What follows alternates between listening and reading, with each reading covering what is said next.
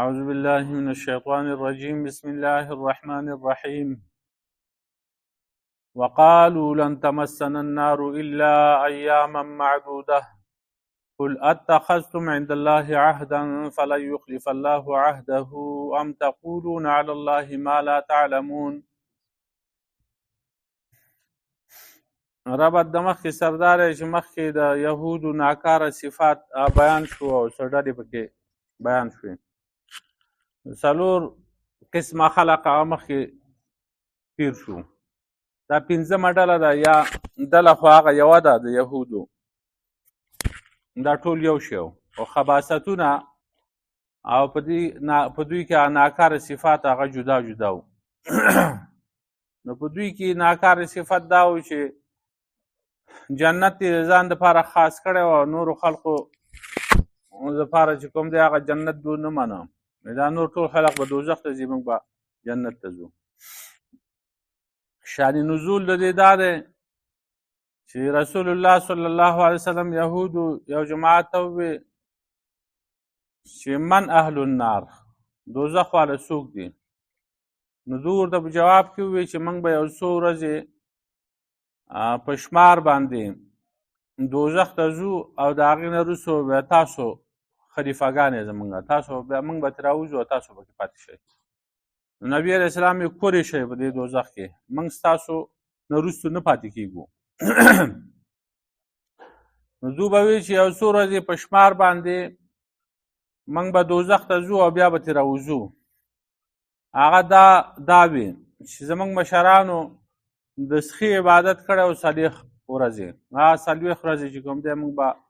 دوزخ کې پاتې کېږو او د هغې نه چې بیا راووتو وروستو نو بیا به جنت کې یو. یا دوی وی چې د دنیا عمر چې دی هغه ټول 2000 کاله دی، دوی دا خیال و 2000 کاله. عبدالله بن عباس رضی الله عنه، عطا، مجاهد او د دوی نه دا روایت دی. نو 2000 کالو د هر زرم کال په مقابله کې موږ به یو کال چې کوم دی دوزخ ته دیږي، نو 2 کاله به صرف په دوزخ کې او د دې نه علاوه چې کوم دی د دې نه وروستو بیا موږ جنت کې پاتې کېږو.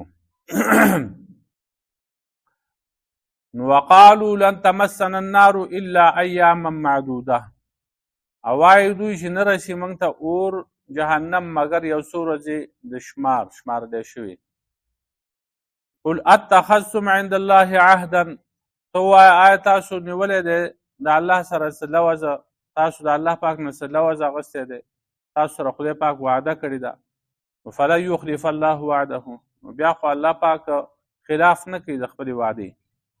ام تقولون علی الله ما لا تعلمون، یا وایه تاسو په الله باندې هغه خبره چې تاسو نه یې خبر د هغې نه، د ځان نه جوړوئ. نو اصل کې مسله دا وه چې دا مسله دوی د ځانه جوړه کړې وه چې موږ به یو څو ورځې په جهنم کې وو او بیا به چې کوم دی په جنت کې وو، او جهنم کې موږ همیشه دپاره نه یو. په دې باندې دا سوال دی چې دغسې خو مسلمانان هم وایي، کوم چې ګناهګار مسلمانان دي نو هغه هم دا وایي چې موږ به د خپل بد عمل موافق موږ له به سزا راکولی کېږي، د دوزخ ته به ځو خو بیا به پکې همیشه نه وي، بیا به ترې راوځو. د مسلمانانو په قول او د دوی په قول کې څه فرق دی؟ دا خبره خو مسلمانان هم کوي. نو د هغې نه جواب دا دی چې مسلمانان چې دی دا خبره په دلیل باندې کوي او دوی چې دی دا بې دلیله دوی لګیا و، دوی د ځانه دا خبرې کولې چې د دنیا عمر 2000 کاله دی، د هر 1000 کالو په مقابله کې موږ ته یو کال سزا ملاویږي. په دې څه دلیل دی؟ د دوی سره دروغ وایي. یا زموږ مشرانو چې کوم دی هغه عبادت کړی و د سخي 40 ورځې او د هغې په مقابله کې به موږ 40 ورځې جهنم ته ځو او بیا چې ترې راووتو بس بیا به نه ځو. په دې د دوی سره څه دلیل و چې دا 40 ورځې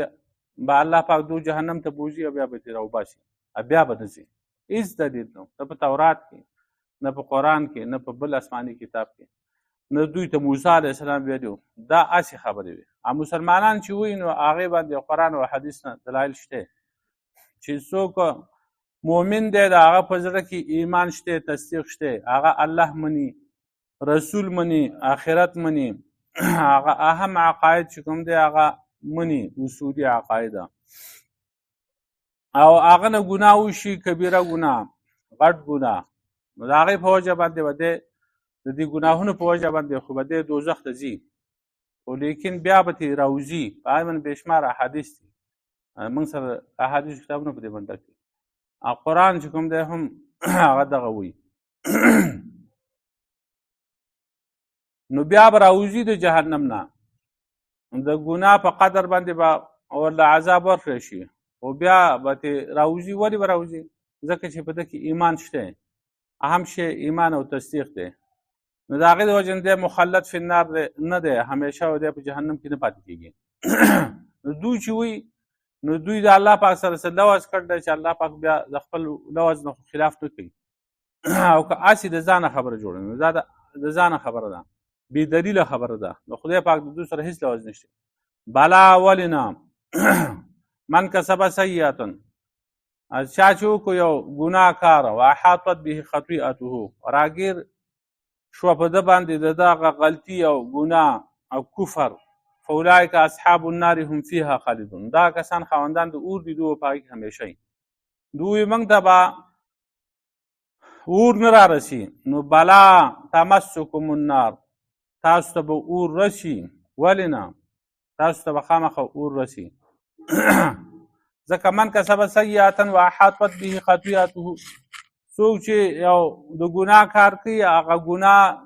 په ده باندې راګیر شي دی اونسي نو دا خاوندان د اور دي دوی په هغې کې همیشه وي د دې آیت نه معتزله او خوارجو دا دلیل نیول دی چې کوم سړی هغه غټ ګناه کوي هغه بیا مړ شي توبه نه وي ایستلې نو دی مخلد فی النار دی یعنې دی به همیشه په جهنم کې اولئک اصحاب النار دا خاوندان د اور دي هم فیها خالدون دوی په هغې کې همیشه وي چې څوک غلط د ګناه کار وکړي او ګناه چې کوم دی په ده باندې راګیر شي توبه ونه باسي نو دی به همیشه دپاره جهنم وي نو دغه دلیل نیول د دوی خطا دي ځکه چې احاطت به خطیئته په باره کې عبدالله بن عباس رضی الله عنه فرمایي چې دا کفر دی څوک چې د ګناه کار وکړي او بیا په ده باندې احاطه وکړي د دغه ګناه یعنې کفر د خطیئې نه مراد کفر دی دی کافر د دنیا لاړ شي نو فاولئک اصحاب النار دا کسان خاوندان د اور دي او دوی په هغې کې همیشه وي د مسلمان په باره کې دا نه دی ویلي بلکې دا کافر په باره کې دا حکم دی چې د دنیا نه کافر لاړ شي نو هغه دغه حکم دی آیا احاطت به خطیئته په ده باندې دا ګناه احاطه وکړي دا د ده په غوږونو کې ګناه د ده په سترګو کې ګناه د ده په ژبه کې ګناه د ده په پښو کې ګناه حتی کې چې هغه تصدیق دې وځي او په ژبه هم چې کوم دی هغه د ایمانیاتو خبره نه کوي دا احاطه ده د ګناهونو چې دغسې احاطه په ده باندې وشوه نو دی بیا خو مسلمان پاتې نه شو کافر شو فاولئک اصحاب النار دا کسان خاوندان د اور دي دوی په هغې کې همیشه وي والذین آمنوا وعملوا الصالحات اولئک اصحاب الجنة هغه کسان چې ایمان یې راوړل دی او نیک اعمال کوي نو دا کسان خاوندان د جنت دي هم فیها خالدون دوی په هغې کې همیشه وي نو مخکې د هغه کسانو ذکر وکړو چې هغه نه منونکي وو کافر وو نو د هغې په مقابله کې د مؤمنانو ذکر وکړو دا د قرآن اسلوب او طریقه ده ترغیب او ترهیب دواړه بیانوي نو مخکې ویرول یهوده چې تاسو چې دا غلط کارونه کوئ نو ویرېږئ تاسو به جهنم ته ځئ په هغې به همیشه یې او کوم کسان چې د الله په احکاماتو باندې عمل کوي ایماندار دي نیک اعمال کوي نو هغو له خوشخبري ورکړه چې اولئک اصحاب الجنة دغه کسان خاوندان د جنت دي هم فیها خالدون دوی په هغې کې همیشه وي وقالوا لن تمسنا النار الا ایاما معدوده او وایي دا یهود چې نه رسي موږ ته اور مګر یو څو ورځې شمارلی شوي قل اتخذتم عند الله عهدا ته ووایه تاسو نیولی دی د الله سره لوز فلن یخلف الله عهده نو پس هرگز چې کوم دی خلاف نه کوي الله پاک د خپلې وعدې نه ام تقولون علی الله ما لا تعلمون یا وایه تاسو په الله باندې هغه خبره چې تاسو نه خبر په هغې باندې د خپل ځان نه وایه څه دلیل د سر نشته بې دلیله بلا من کسب سیئة ولې نه څوک چې وکړي د ګناه کار و احاطت به خطیئته او راګیر شي په ده باندې د ده دا ګناه او دا کفر شرک اولئک اصحاب النار دا کسان خاوندان د اور دي هم فیها خالدون دوی په هغې کې همیشه وي والذین آمنوا وعملوا الصالحات هغه کسان چې ایمان یې راوړل او نیک اعمال کوي اولئک اصحاب الجنة دا کسان خاوندان د جنت دي هم فیها خالدون دو په جنت کې همیشه وي. ربنا ظلمنا انفسنا وان لم تغفر لنا